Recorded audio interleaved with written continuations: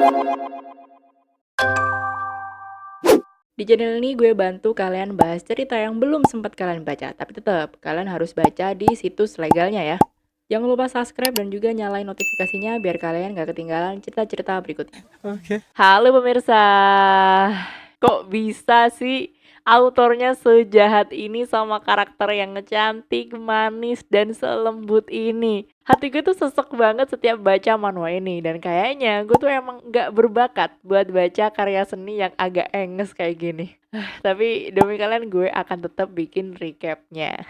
Penjelasan kenapa warnanya hitam putih, screenshotnya dikit banget, atau kok screenshotnya kayak dari chapter-chapter yang lain, penjelasannya ada di video pojok kanan atas. Oke, di chapter kemarin, Layla memutuskan untuk menunggu kembalinya Kylie di balkon setelah Kylie ini meninggalkan dirinya untuk pergi bertemu dengan keluarga Herat bersama dengan ibunya. Tapi ada hal buruk yang akan segera terjadi. Nah, di Recap Manhwa Cry or Betrayed Back chapter 29-30, Layla sangat menikmati suasana malam yang tenang dengan alunan musik yang terdengar sampai keluar balkon. Hal ini menimbulkan perasaan yang tentram dan nyaman untuk Layla. Layla bisa merasakan pakaiannya tertiup lembutnya angin malam dan dia sangat mengapresiasi dirinya yang tampak cantik karena barang-barang yang telah diberikan oleh Paman Bill yang sayangnya ternyata dibeliin sama si Matias. Layla sampai saat ini masih mengira kalau semua pakaian dan kalung emerald yang dia pakai sekarang adalah barang imitasi. Tapi dia nggak peduli karena semua hal ini tuh memang tampak cantik dan berasal dari pamannya.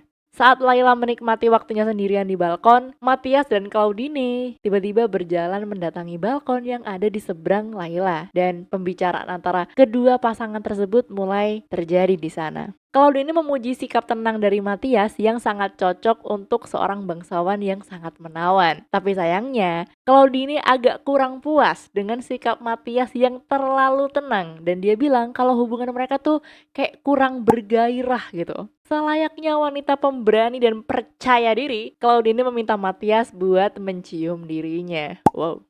Matias menyadari kalau di balkon sebelah ada Layla yang sedang berdiri memperhatikan mereka berdua dan akhirnya Matias menyetujui permintaan dari Claudine untuk berciuman di balkon tersebut. Pas dia mulai siap-siap cipokan sama Claudine, kenangan dirinya yang pernah hampir berciuman dengan Layla kembali berputar. Matias mulai mencium Claudine dengan mata yang terus menatap lurus kepada Layla yang kelihatan shock banget karena ngelihat orang ciuman secara tiba-tiba. Kayak kok gitu sih, kok di luar ruangan kayak gitu. Layla nyadar kalau Matias lagi ngeliatin dirinya pas ciuman sama Claudine dan dia langsung keinget momen dimana bibir manisnya ini disentuh oleh tangan halus dari Matias beberapa waktu yang lalu. Kacau banget gak sih? Matias itu emang beneran ciuman sama Claudine, tapi di dalam kepalanya dia tuh malah lagi mikirin cewek lain. Kayak jelas-jelas pria yang sangat berbahaya dan wajib untuk dihindari pemirsa. Ngerasa gak nyaman diliatin orang yang lagi ciuman,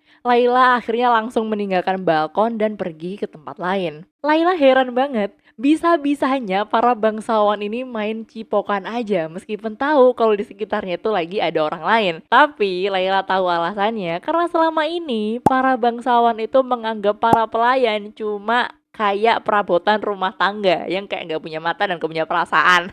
Lucu banget. Layla akhirnya menunggu jemputan dari Kylie di sebuah gazebo yang berlokasi di taman kediaman keluarga Herard. Ternyata, gara-gara kabur sambil berlari dari balkon, kaki Layla lecet dan sepatunya juga sampai kena noda darah. Akhirnya dicopotlah sepatunya tersebut. Layla terganggu banget dengan kenyataan kalau Matias menatap matanya tepat di momen Matias mencium calon istrinya. Di sisi lain, saat ini nenek dari Matias kayaknya lagi mencoba untuk nyomblangin Kylie sama putri dari keluarga Arend. Bener gak tuh gue bacanya? Keluarga Edmund emang bukan keluarga bangsawan dan mereka tuh cuma dokter dari keluarga Herard. Tapi kekayaannya melebihi harta dari keluarga Aaron yang merupakan keluarga bangsawan. Ibu dari Kylie ngerasa kalau kesempatan ini tuh gak akan datang dua kali dan dia harus mulai turun tangan untuk menjodohkan putranya yang kelihatan masih tergila-gila dengan seorang gadis tukang kebun yaitu Layla. Kylie sebenarnya pengen banget nyusulin Layla, Tapi ibunya ngelarang dan bilang kalau pertemuan ini sengaja dibuat untuk masa depan dari Kylie. Pertemuan ini disaksikan dari jauh oleh Matthias. Dan Matthias tahu banget kalau Kylie ini adalah anak baik yang gak mungkin menolak permintaan dari ibunya. Karena emang si Kylie ini nurut banget sama kedua orang tuanya. Matthias penasaran gimana hasil akhir cinta monyet dari Layla dan Kylie. Tapi Matthias yakin banget kalau pada akhirnya Layla akan tetap tinggal di dalam genggamannya. Beberapa saat kemudian, Matthias menghampiri Layla yang kelihatannya ketiduran di gazebo rumahnya. Mungkin ini terjadi karena dia capek kali ya nungguin si Kylie. Matthias melihat kaki Layla yang terluka dan noda darah yang tertinggal di dalam sepatunya. Matthias akhirnya memungut sepatu mungil yang dimiliki oleh Layla. Merasakan ada keberadaan orang lain di sekitarnya, Layla membuka matanya dan kaget banget kalau sosok yang ada di dekatnya adalah Matthias. Layla meminta Matthias untuk segera mengembalikan sepatunya. Tapi jelas aja ya kan kalau Matthias itu pasti nolak dan dia tuh malah minta Layla untuk menangis sambil memohon kepadanya agar sepatunya dikembalikan. Gue gak habis pikir. Gila banget. Sumpah. Sekarang, Layla berharap Kylie bisa segera datang untuk menjemputnya. Tapi, seolah-olah bisa membaca pikiran dari Layla, Matthias bilang kalau Kylie nggak akan mungkin datang dan menjemput Layla. Layla percaya kalau Kylie pasti akan menepati janjinya untuk kembali dan menemuinya. Karena dia udah temenan lama banget sama Kylie. Ibarat kata, udah bestie banget sampai apal gimana tabiat dari Kylie. Matthias bilang kalau Layla ini masih terlalu polos dan terlalu cepat untuk menilai tabiat dari seseorang. Layla heran kenapa Matthias bisa kelihatan sebenci itu sama Layla. Padahal selama ini kayaknya Layla nggak pernah melakukan kesalahan gitu loh sama si tuan muda ini. Matthias bilang kalau alasannya dia melakukan hal-hal buruk kepada Layla karena dia itu suka banget ngelihat Layla menangis dan memohon kepadanya. Layla nanya balik, kenapa harus gue? Lu kelihatannya nggak pernah sejahat ini ke orang lain? Tentu saja cara bicara Layla pasti lebih sopan dari ini. Matthias dengan santainya bilang, karena Layla bukan siapa-siapa dan bahkan gak ada artinya buat dia, makanya si Matthias ini merasa bebas bisa melakukan hal-hal jahat kepada Layla. Mendengar perkataan itu, hati Layla bagaikan disambar petir karena itu adalah perkataan yang paling gak pengen didengar sama Layla keluar dari mulutnya Matthias. Saking hancurnya, Layla sampai minta maaf karena dia bukan siapa-siapa dan tidak memiliki arti untuk Matthias. Yang mana hal itu adalah hal yang sama sekali tidak bisa dia kendalikan. Layla juga minta maaf karena dia dan pamannya harus tinggal di wilayah hutan yang dimiliki oleh Matthias dan dia takut banget kalau nantinya Matthias akan mengusir dirinya bersama dengan pamannya. Matthias bilang kalau dia tuh nggak akan sejahat itu dan dia ngerasa kalau selama ini Layla sudah menjalankan tugas serta perannya dengan sangat baik sebagai bukan siapa-siapa. Matthias menegaskan sekali lagi kalau Kylie tidak akan datang untuk menjemput Layla dan dia memerintahkan Layla untuk segera menangis bahkan memohon kepadanya agar segera mengembalikan sepatu dari Layla.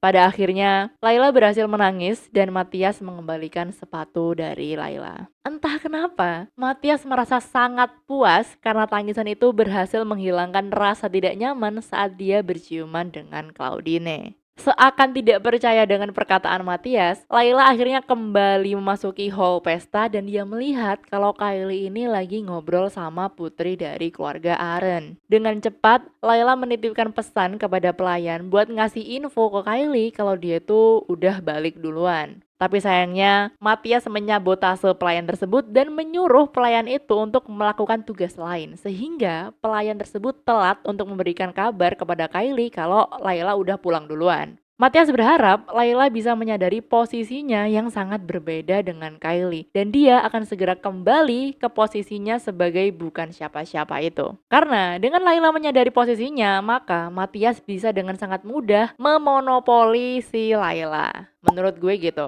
Matthias tahu kalau Layla adalah wanita yang akan melindungi apa saja miliknya dengan cara apapun. Tapi di saat yang sama, Layla bisa sangat mudah melepaskan sesuatu yang memang bukan miliknya. Hal ini terlihat dari cara Layla berjalan dengan penuh keyakinan untuk meninggalkan pesta karena Layla sadar kalau Kylie memanglah bukan untuknya. Kylie akhirnya menerima kabar dari pelayan tentang Layla dan dengan cepat Kylie langsung meninggalkan pertemuan dengan keluarga Aaron. Tapi sayangnya semuanya sudah terlambat. Gadis yang paling dia cintai itu akhirnya pulang bahkan tanpa melihat lagi ke belakang. Kayaknya Layla bisa ngerasa sehancur itu pas Matias bilang kalau dia tuh bukan siapa-siapa buat dia karena Layla kemungkinan udah ada perasaan kepada Matias. Kayak siapa sih orang yang mau gak dianggap spesial sama orang yang mereka sukai gitu loh. Dua orang ini kayaknya sama-sama gak sadar sama perasaan yang mereka miliki. Entah si Matias ini terlalu obsesif ke Layla atau si Layla yang terlalu menyadari dirinya sebagai rakyat jelata dan paham kalau nggak mungkin Matias itu bisa bersanding bersamanya. Jadi dia tuh kayak denial terus tentang perasaannya. Nggak tahu deh. Intinya capek dan kasihan banget sama Layla. Kalau kamu suka sama Ricky Manwa ini dan aku harap kamu memang suka, kamu bisa klik tombol like-nya. Dan kalau anda kamu gak suka, kamu juga bisa ganteng kalau gila buat apa sat. Udah gitu aja. Bye.